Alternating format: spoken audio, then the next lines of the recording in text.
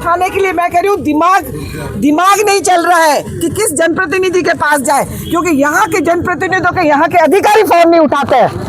अगर मैं गलत हूँ तो वो भले वो पर आपके प्रेस के सामने कहे, यहाँ के जनप्रतिनिधियों के यहाँ के कलेक्टर साहब फोन नहीं उठाए। मेरी तो फैमिली रुल जाती ना, मैं तो 70 बरस की माँ इसके पीछे रुल जाती, मेरे पोते पोती रुल जाते, उनका कौन करता अर्चना?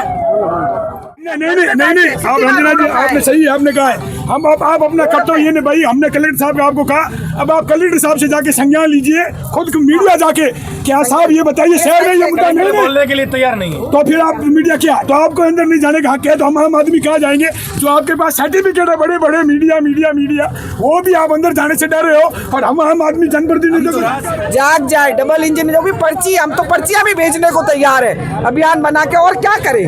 अगर वो पर्ची की मानते तो हम जैसलमेर से पर्चियां भेजना शुरू कर दें कि इस तरह मत करो। माननीय मुख्यमंत्री जी को जैसलमेर जिले में भी उनका हक है, उन्होंने यहाँ पर अपनी बहुत यहाँ प्रॉपर्टी भी ली है, मैं कह रही हूँ, तो अगर उनको उनका भी ये वो गृह जिला हो गया अब तो एक तरह से, भाई किसी के नाम से ली हो, वो 2-3 दिन में अगर अलॉटमेंट होती तो एक कम से कम आपका तो एक तरफ से भरतपुर के बाद जैसलमेर में भी आपकी प्रॉपर्टी है, आपका भी यहाँ से लगाव होना चाहिए। यहाँ तक पहुँच गए हैं, बारी जैसलमेर की जनता जो अपन कह रहे ना शांति से बैठी है, उनको लग रहा है कि हमारा नहीं, हमारा इसमें क्या रोल है, ये भाई विक्रम जी की चूड़ा के परिवार का मामला है। मैं ये याद रखिए मेरे शब्द, सबकी बारी आएगी। जिस तरह का ये राज है, तानाशाही रवैया है जैसलमेर जिले में, आज ये है, वो टेंट खिंचा हुआ है, लखा में टेंट खिंचा हुआ है, बारी सबकी आएगी।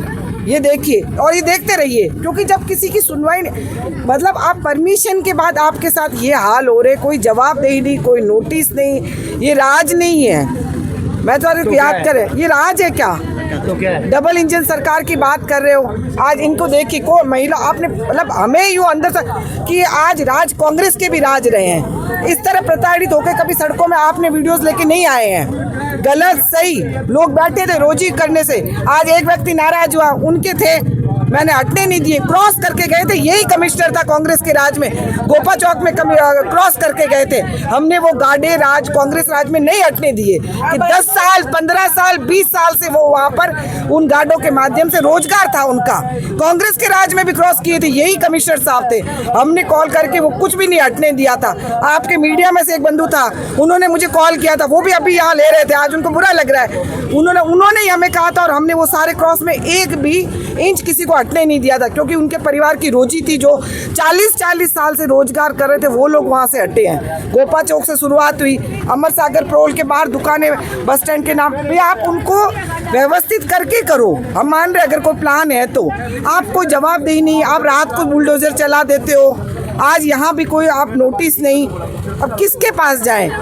जनप्रतिनिधियों से इनके वर्तमान सरकार में उम्मीद है, प्रशासन जो है कि पता नहीं क्या है कि तो हर जगह ये धरने प्रदर्शन हो रहे हैं। मैं अगर हमारे माननीय मुख्यमंत्री जी जाग जाए, डबल इंजन जो भी पर्ची, हम तो पर्चियां भी भेजने को तैयार है अभियान बना के, और क्या करें? अगर वो पर्ची की मानते तो हम जैसलमेर से पर्चियां भेजना शुरू कर दें कि इस तरह मत करो आज। और विशेषकर मैं कह रही हूँ जैसलमेर के परेशान है, जैसलमेर जिले में उन्होंने भी अपना, उनका भी यहाँ हक है, माननीय मुख्यमंत्री जी को जैसलमेर जिले में भी उनका हक है, उन्होंने यहाँ पर अपनी बहुत यहाँ प्रॉपर्टी भी ली है, मैं कह रही हूँ, तो अगर उनका भी ये वो गृह जिला हो गया अब तो एक तरह से, भाई किसी के नाम से ली हो, वो 2-3 दिन में अगर अलॉटमेंट होती तो एक कम से कम आपका तो एक तरफ से भरतपुर के बाद जैसलमेर में भी आपकी प्रॉपर्टी है, आपका भी यहाँ से लगाव होना चाहिए, आपका विशेष लगाव होना चाहिए कि यहाँ, तभी तो आप हर दूसरे महीने जैसलमेर आ रहे हो। और उस जिले में जहाँ माननीय मुख्यमंत्री जी का मेरे ख्याल से उनके मुख्यमंत्री बनने के बाद कितने बार, दर्जनों बार अगर दौरा हो गया, वहाँ के लोग पीड़ित हैं, तो आप सोचिए जहाँ तक दूसरे जिलों में क्या हाल होंगी।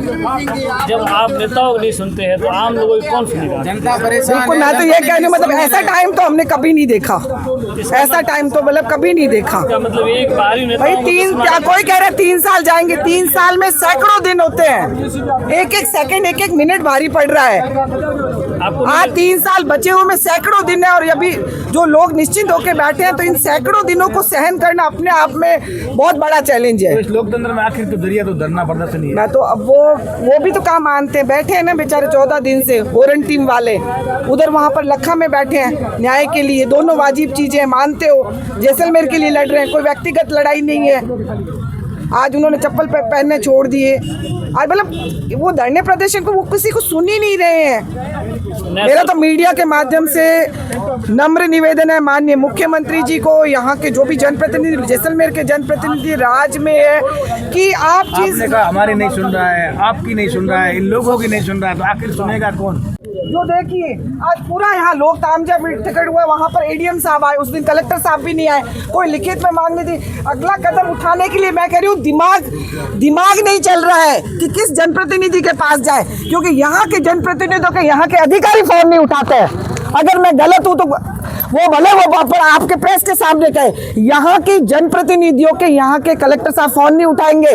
अभी चले जाओ आप जनप्रतिनिधि जो सत्ता में, कलेक्टर के ऊपर आरोप भी लगाए थे, हमने विधायक से पूछने की कोशिश भी की, विधायक ने कहा कि भाई आप पूछ क्या आ रहे थे, जवाब क्या आ रहे थे, क्यों मुझे मुंह खुलवाना चाह रहे हो, क्या पूछ रहे थे? हम भी थे, हमने भी आपको जवाब दिया, हम राज्य में रहे हैं, हमने आपको जवाब दिया। इस तरह कभी नहीं हुआ कि इस तरह किसी को उजाड़ा गया, ना हमने कभी गोपा चौक को उजाड़ा, ना कभी हमने हनुमान चौराहे को उड़ाया। जो लोग ना हमने कभी जो यहाँ पर बस स्टैंड जो बाहर अमर से वो बीच में आपको पता है बस स्टैंड को रातों रात खाली कितनों की रोजी तोड़ रहे, रोज इतनी मनमानी चल रही है, सब शांत बैठे हैं, कोई कुछ नहीं बोलना चाह रहा है।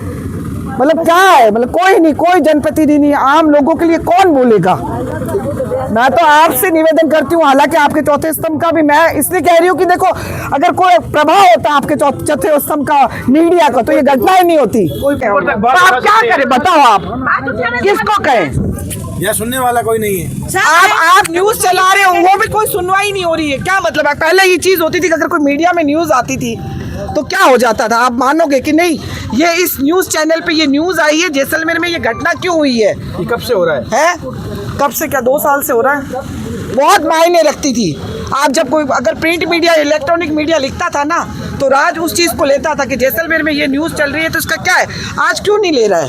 आज मैं कह रही 2 घंटे दिन पर ये तो हम क्या करें, उस समय जो हजारों की लोक संख्या उसमें क्या हुआ, अभी भी वो धरना जारी है, तो हम करें क्या, किसके पास जाएं? मैं इसलिए कह रही हूँ, मतलब पहले हम मीडिया को कहते थे, जब हमारे यहाँ फ्लाइट स्टार्ट नहीं हुई थी पशु शिविर से, तो हम मीडिया ने वो हमारी चीजें शुरू करवाई है। ये मुद्दा है, हम जाएं किसके पास? मैं तो आप मीडिया वाले से पूछ रही हूँ कि किसके पास जाए, ये भी सोचना पड़ रहा है। तो हम करेंगे, पर देखिए बात सुनिए भैया, बिल्कुल आपकी बात सही है, पर जो अभी राज्य में हर 15 महीने में कोई ना कोई ऐसा घटना होता है, उस कारण भी है ना। जैसा कि अभी आपने रंजना जी को कहा कि आप मुद्दे उठाइए, सड़कों पर आइए, रोड पर आइए, तो हमने नहीं आप रंजना जी आपने सही है, आपने कहा है हम आप अपना करते हो, ये नहीं भाई, हमने कलेक्टर साहब को आपको कहा, अब आप कलेक्टर साहब से जाके संज्ञान लीजिए, खुद मीडिया जाके क्या साहब ये बताइए शहर में ये मुद्दा नहीं बोलने के लिए तैयार नहीं है, तो फिर आप मीडिया क्या, तो आपको अंदर नहीं जाने का हक है, तो हम आम आदमी कहाँ जाएंगे? जो आपके पास सर्टिफिकेट है बड़े बड़े मीडिया वो भी आप अंदर जाने से डर रहे हो, और हम आम आदमी जनप्रतिनिधियों को धक्का रहे हो कि आप अंदर जाइए। सर ने अभी कहा जैसे मैडम को धरना दीजिए, वो दीजिए, नहीं बेचते नहीं है, गलत कह रहे हैं आप, हम बेचते करा रहे हैं। आप संज्ञान आप पूछिए कि सर ये जनता परेशान है, आपके प्रशासन ने उनको परमिशन दी है, उसी लीगल काम पर वो कार्य कर रहे हैं, प्राइवेट प्रॉपर्टी, आप आगे उनसे बात कीजिए, कलेक्टर साहब को बात नहीं कर सकते हो कि साहब संज्ञान लो आप इस पर, आपके एक आदेश से ये पूरा मसला सुधर सकता है। बिल्कुल आप मीडिया पूरी बात तो करो, हम कलेक्टर साहब को कहो, बात कर रहे हैं, मगर जो कर रहे हैं उसको धन्यवाद है, तो हम यही चाहते हैं मीडिया करे, मीडिया एक्टिव हो, हम क्या मना करें, आपको धन्यवाद तो दे रहे हैं कि आप यहाँ पर आए हो सभी। अंजना जी एक सेकंड में ये आवाज तेज है, सबकी बारी आएगी, सबकी बारी आई एक बार में। बात कर रहे थे, बात करते उन्होंने धक्का दिया और एकदम बेहोश हो गए। ये अगर अटैक आता तो क्या होता, कितना टाइम लगता है, बात कैसे होती है? अंजना जी ने भी अच्छी तरह से बात की है, ऐसे इनको धक्का दे दिया और एकदम से बेहोश हो गए। 5 मिनट तक नहीं चले गए हैं। एक बात मैंने उनको बोल दिया है, मैंने उनको भी बोल दिया है, अगर इनको एक घर में मेरे एक आदमी को अटैक आ जाता तो आप लोग क्या करते? मेरी फैमिली रूलती, ये मेले के पीछे, जबकि आपका मेला नहीं है, नगर पालिका की जमीन नहीं है, तो आज मेरी तो फैमिली रुल जाती ना। मैं तो 70 बरस की माँ इसके पीछे रुल जाती, मेरे पोते पोती रुल जाते, उनका कौन करता अर्चना करता? कोई नहीं करता। पैसे देते, पैसों का क्या करूँ? को मिला के सुनने वाला कोई नहीं। हाँ पैसे तो सबके पास है, लेकिन औलाद किसी के पास नहीं है। सबसे मोटी बात है कि औलाद चाहिए, पैसा नहीं चाहिए मुझे। मेरे आदमी ने यही सिखाया था, नगर पालिका में मैं पैसा नहीं लूंगा, तू ध्यान रखना, मुझे मेरी औलाद चाहिए। तो इस परिवार से बात करो, इनके पिताजी नगर परिषद में पार्षद रहे हुए हैं, 20 वर्ष से